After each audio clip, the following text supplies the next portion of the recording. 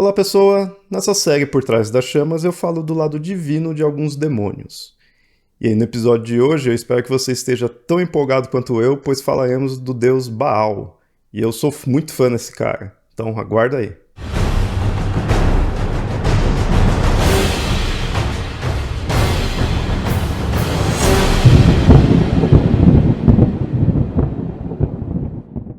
Antes de começar o tema do vídeo, se inscreve aí se você não é inscrito aqui no canal, compartilha aí o vídeo e curte aí, gostou do vídeo? Dá uma curtida e comenta aí também o que tá achando. E lembrando, claro, que aqui o canal no YouTube não é a única produção do Mitografias. Nós temos o site mitografias.com.br, temos podcasts e temos vários textos e livros ali gratuitos, tudo no site. Vou deixar todos os links aí na descrição. E claro, esse projeto só existe graças aos apoios dos fãs aqui do Mitografias. Então se você está gostando bastante aí dos conteúdos, considere apoiar também. Temos o catarse.me/mitografias e o apoia.se/mitografias. O episódio de hoje, então, é voltado para falar do deus Baal. E tem bastante coisa para falar dele, uma pela complexidade dele, mas também porque eu sou muito fã dele. Então aguarde que vai ter vários episódios aí sobre o Baal. Inclusive, esse aqui do Por Trás das Chamas vai ser, na verdade, dividido em duas partes. Para não ficar muito longo, né? Então primeiro eu vou falar da parte da demonização dele, a parte dele como antagonista. E na segunda parte, no segundo vídeo, eu vou falar dele como uma divindade mesmo. E aí, por que acaba sendo complexo o estudo aí do Baal? Em parte, é por causa que ele teve muitas alterações, né? Tanto o nome Baal, que pode ser um título, né, considerado um título, nisso já traz várias diversidades ali, né? Várias divindades, vários seres com esse nome por ele ser um título. E aí vai tendo alterações, então um título para uma divindade, para outra divindade, que se conversam, né, tem alguma relação entre si, mas isso gera uma complexidade. E isso também é um dos motivos que faz eu ser muito fã dele, porque cria todas essas alterações, fica, como eu falei, é algo complexo. E na mitologia isso é muito legal, quando algo é bem complexo ali, porque tem muito a se analisar, muito a se estudar, muito a se comparar. Eu, como um especialista em mitologia comparada, é o que me chama muito a atenção, claro. E aí, por isso, hoje a gente vai só apresentar ele. Muitos nomes do que eu vou falar aqui dá até para se aprofundar em episódios futuros, né? Esse mesmo aqui vai ser em duas partes, mas mesmo assim ainda vai ser uma apresentação só. E falando nessa questão do Baal como um demônio, eu diria que ele é um dos principais seres a serem demonizados. Talvez um dos primeiros, né? Talvez um dos mais demonizados. Se não dizer assim demonizado, por causa dessa palavra, mas pelo menos posto ele como antagonista. Porque desde a Bíblia ele já é posto dessa forma, né? Muitos demônios, muitos deuses a gente tem essa demonização posterior, que são aqueles livros de demonologia que eu cito nessa série, né? Eu já falei bastante deles. E isso daí costumou vir da época medieval para frente. Agora, o Baal, ele aparece na Bíblia e já aparece como antagonista, e já aparece até se referindo a seres diversos. Não simplesmente um só, apesar de ter um Baal principal, digamos assim, e aqui vocês vão entender melhor, e eu vou fazer um episódio específico para esse Baal, mas ele já é um título para seres diversos e que conversam entre si. Mas antes de ir para o Baal da antiguidade ou mesmo para o Baal bíblico, já que também seria um Baal antigo, vou mostrar aqui para você o Baal demônio, ou melhor, as diversas versões desse Baal demônio. Porque, de novo, por ser um título, a gente encontra vários demônios e aí, dependendo de onde você vê, você vai ver como demônios distintos, mas que têm a sua origem nesse nome ou no próprio ser mesmo, né? Não só, de repente, a divindade mesmo ali que foi demonizada, mas ser um demônio que utiliza-se dessa palavra, Baal, ou variações dela. Como o foco aqui do Por Trás das Chamas é mais voltado para a divindade, então eu não vou falar de todos os Baals demoníacos, né? Eu vou citar alguns ali, os mais famosos, para você ter uma ideia de quem são. E claro, o primeiro, o principal ali, é o próprio Baal. O Baal, na Goécia, ele existe ali e ele é o primeiro dos 72 demônios da Goécia. A descrição dele é bem clara, de ser um humano. Ali, ele, na verdade, tem 3 cabeças. Então, uma cabeça humana com uma coroa, uma de um sapo e a de um gato. Então, muitas vezes nos desenhos, nas ilustrações, você vê dessa forma. Se não me engano, algumas vezes com patas de aranhas, então é algo bem monstruoso. E ele é bem famoso, você pesquisa sobre Goécia, ele vai estar ali porque ele é o primeiro, é um dos... Não vou usar dizer aqui ser um dos mais importantes, não sei. Aí quem entende de Goécia que pode dizer melhor, mas pelo menos é um dos mais populares mesmo. Por ser o Baal, né? O Baal não é qualquer coisa. Apesar de que ele é mais essa questão desse nome, né?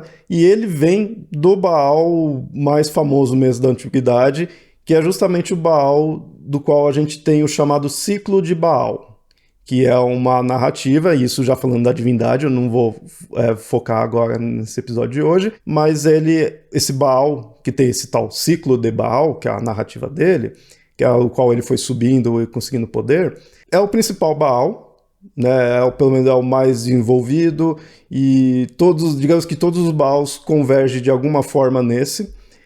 Mas por isso eu vou no próximo episódio eu vou focar mais na parte divina, né, no lado divino, então eu vou falar mais alguns detalhes, mas eu também vou fazer um episódio do ciclo de Baal, que é uma narrativa interessantíssima, dá para fazer diversas comparações, dá para se aprofundar bastante aí nesse ciclo de Baal, e ele é importantíssimo para a construção desse personagem, né, dessa divindade, para o entendimento dele. Então, como demônio, é essa questão. É o Baal, que é da Goécia, o primeiro da Goécia, mas a gente tem outros Baals, ou pelo menos outros demônios com um nome vindo dessa divindade.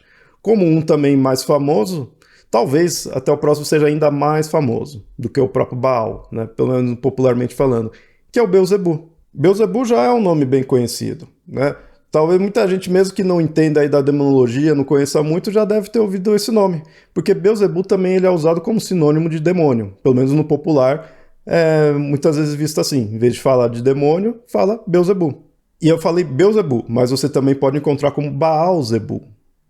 Aí a gente já encontra a relação de Baal. E a gente encontra ele em vários dicionários de demônio.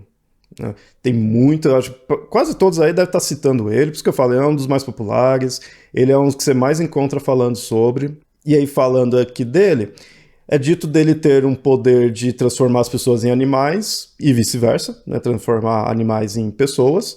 Esse é um dos poderes que ele tem, mas ele é muito conhecido pela forma dele, que ele se manifesta como uma mosca gigantesca, ou se não como uma mosca, pelo menos ele tem aspectos de mosca. Então, né, pelo menos uma cabeça de mosca, algo assim, né? Isso está relacionado ao nome dele, que é dito ser Senhor das Moscas. Que, inclusive, eu acabei não citando aqui. Eu falei que Baal é um título, mas é justamente isso, Senhor.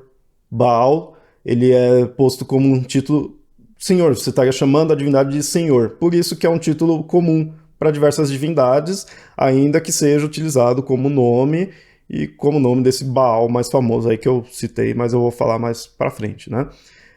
Mas aí no caso, o Baal-Zebub, ou Beelzebub, seria o Senhor das Moscas. Mas isso também é uma corruptela do nome original, aí já é a questão da demonização que tem sobre ele. Mas ele também tem outras representações, outras manifestações. Numa ele tem um rosto inchado, com chifres, asa de morcego, pés de pato e cauda de leão.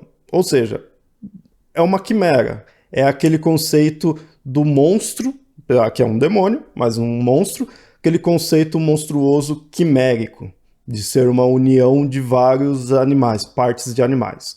Isso você encontra aqui, você encontra na Grécia, muito, né? Na Grécia, você encontra em tudo quanto é canto, né?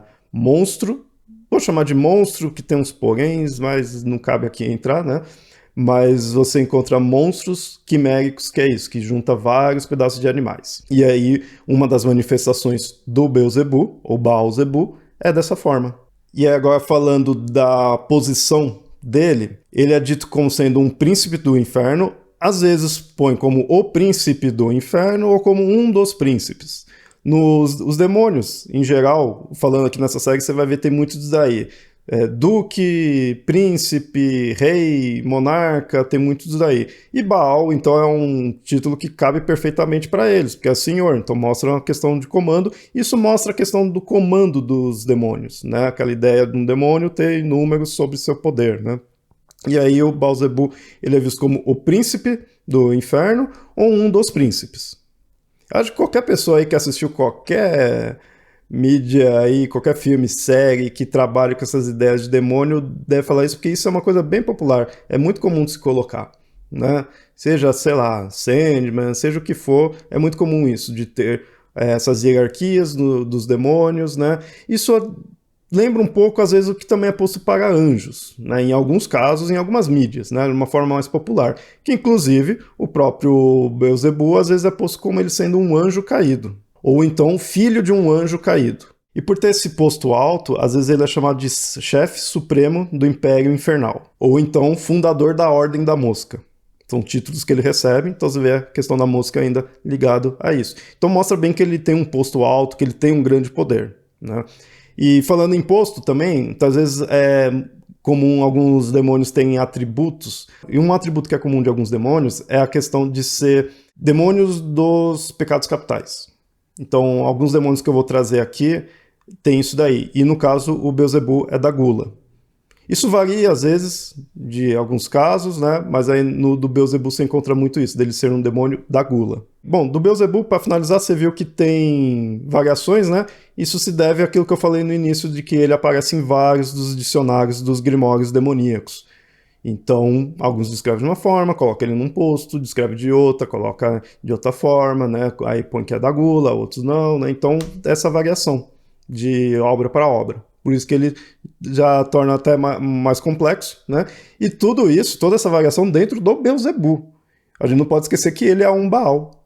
Ele é uma versão do Baal. Indo para o próximo demônio aqui, a gente tem o Belfegor.